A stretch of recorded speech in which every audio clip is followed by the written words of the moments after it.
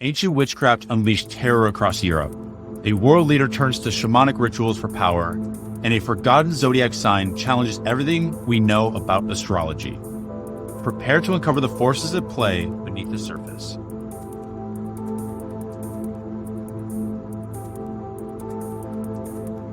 Welcome, Revelers of the Arcane, to the Dark Primordial. I am your host, Ken Schroer, and this is your week in witchcraft, where we explore the hidden forces shaping our world. From ancient witch-hunting manuals that ignited centuries of persecution, to modern witchcraft businesses thriving on TikTok, and even a world leader seeking guidance from shamans. This week's stories take us deep into the intersection of magic, history, and political intrigue. Light your incense, grab your favorite snack, and prepare to uncover the truth behind modern magic.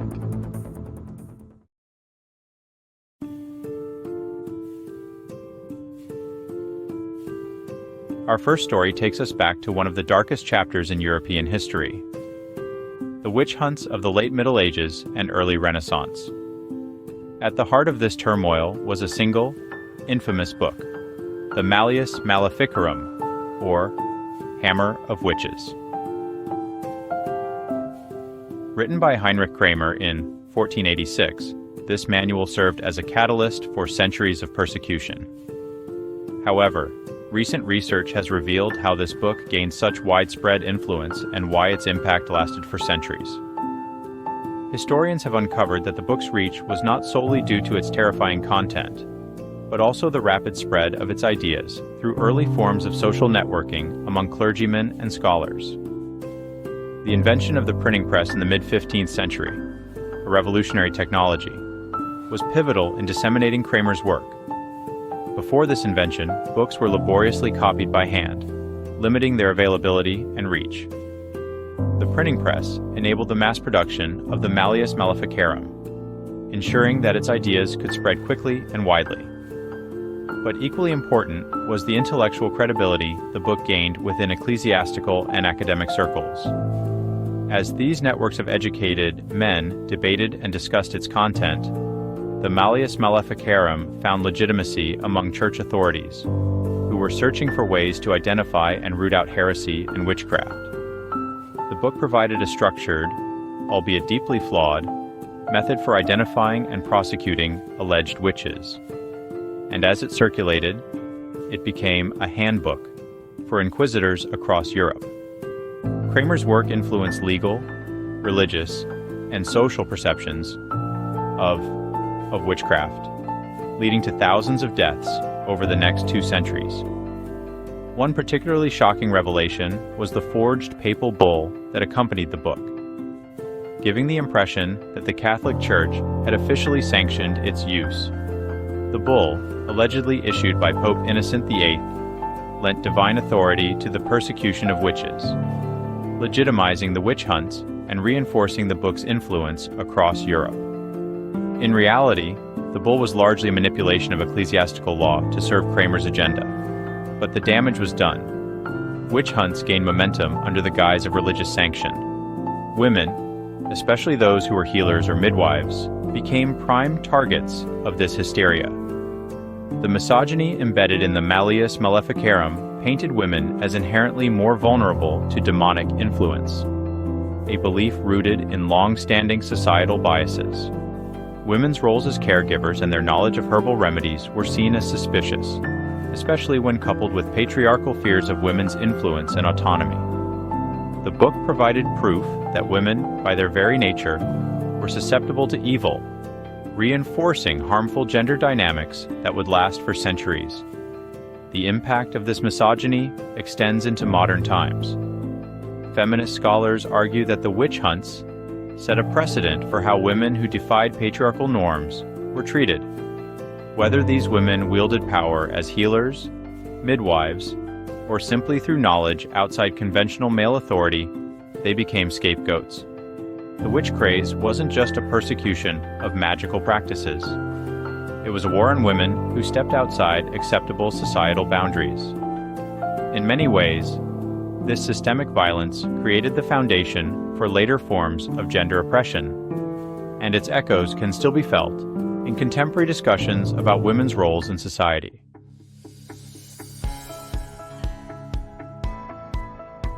Shifting gears to the present, we're seeing a remarkable transformation in how witchcraft is practiced and perceived. Witchcraft, once a symbol of fear and persecution, is now thriving, thanks to a resurgence of interest in alternative spiritual practices.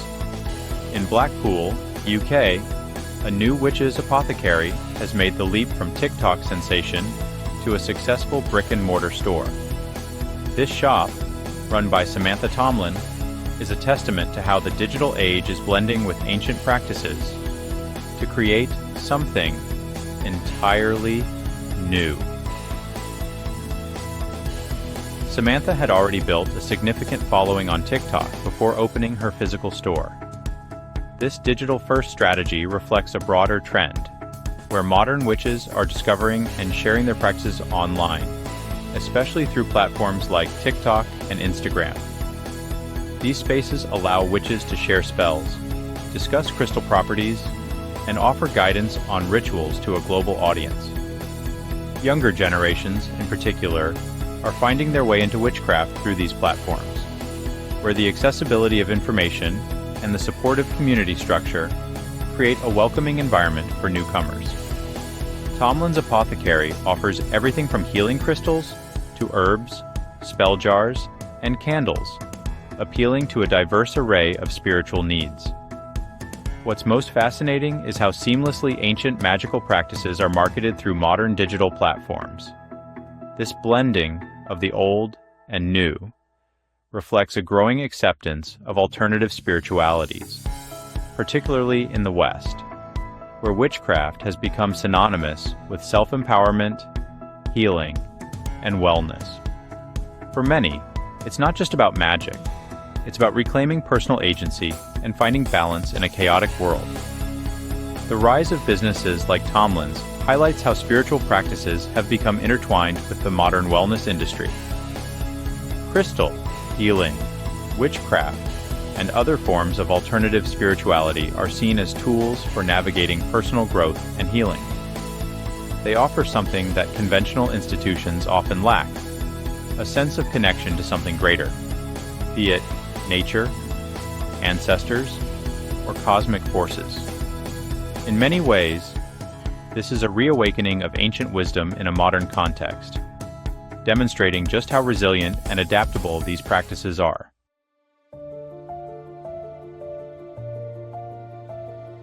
In a surprising intersection of politics and the occult, reports have surfaced about Russian President Vladimir Putin's long-standing fascination with shamanic practices.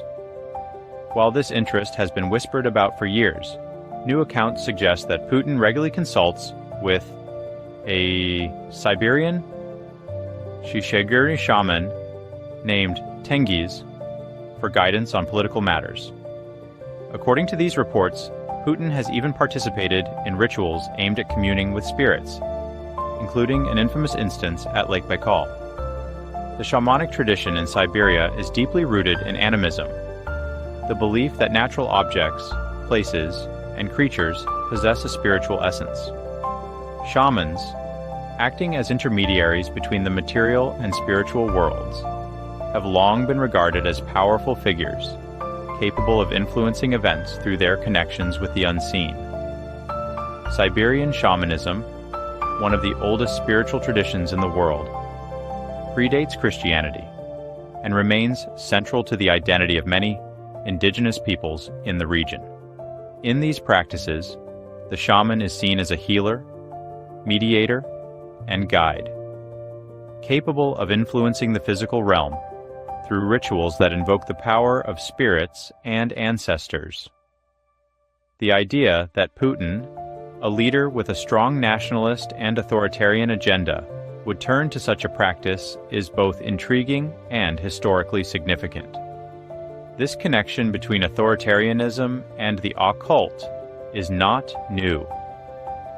Historical figures like Adolf Hitler and Benito Mussolini were rumored to have dabbled in occultism, seeking supernatural means to justify or reinforce their power. The occult offers a form of authority that transcends mere politics, suggesting that certain leaders possess divine or mystical insight into the world's workings.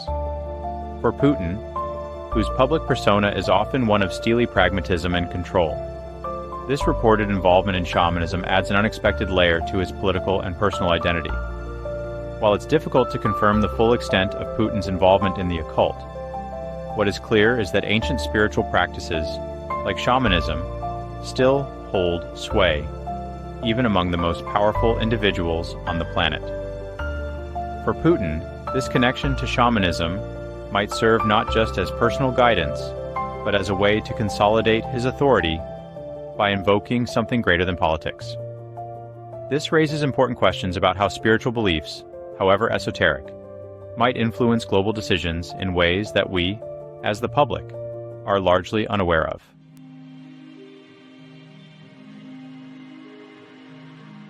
Finally, we turn our attention to the stars, where an age-old debate has re-emerged within the astrological community: the potential inclusion of a 13th zodiac sign, Ophiuchus, the serpent bearer. Though astronomers have long recognized this constellation, its place in astrology has remained a point of contention. The possibility of Ophiuchus disrupting the traditional 12-sign zodiac is both exciting and controversial. Ophiuchus is associated with Asclepius, the Greek god of healing and medicine, who is often depicted holding a serpent. This imagery of the serpent has long been a symbol of rebirth and renewal, representing the shedding of old skin and the emergence of new life. Astrologers who advocate for Ophiuchus's inclusion describe those born under this sign as seekers of wisdom and transformation. Falling between Scorpio and Sagittarius, Ophiuchus covers the birth dates from November 29th to December 17th, giving it powerful connotations of spiritual healing, mystery, and deep intuition. The inclusion of Ophiuchus, however, poses significant challenges to the established order of astrology. Western astrology is traditionally based on a 12-sign zodiac system that aligns with the seasons and the sun's position throughout the year. If Ophiuchus were to be added, it would shift the dates for all other signs, creating a ripple effect that could upend long-held astrological beliefs. Those who oppose Ophiuchus argue that astrology is less about constellations themselves and more about the symbolic relationship between the signs and the cycle of nature. Interestingly, the 12-sign zodiac we use today is a legacy of Babylonian astrology, which divided the sky into 12 equal parts, each ruled by one constellation. Ophiuchus was known to the Babylonians, but they chose to exclude it from their zodiac. Modern proponents of Ophiuchus argue that our understanding of the cosmos has evolved significantly since then, and astrology should evolve along with it. For them, including Ophiuchus is a way to bring astrological practice closer to modern astronomical realities. Whether or not Ophiuchus is fully integrated into mainstream astrology remains to be seen, but its significance points to the dynamic and evolving nature of astrological thought. As we continue to explore the mysteries of the universe, astrology too may evolve, incorporating new insights into how the cosmos influences our lives. For those who embrace Ophiuchus, it represents not just a sign, but a call for greater knowledge, healing, and transformation. And that's it for this episode of Your Week in Witchcraft. From historical revelations about the infamous Malleus Maleficarum to the modern rise of witchcraft businesses and the mysterious influence of the occult on global politics, it's clear that the world of magic remains as vibrant and relevant as ever. If you found this video enlightening, please like, subscribe, and share with others who might be interested in exploring the modern landscape and the implications therein of witchcraft, magic, and the occult. Also, consider supporting the Dark Primordial by visiting our Etsy and Shopify stores. There you'll find a curated selection of handcrafted witchcraft and pagan accessories to enhance your own spiritual practice. From hand-poured candles to intricately painted talismans, each item is imbued with intention and power. Until next time, may you become one with your own abyss.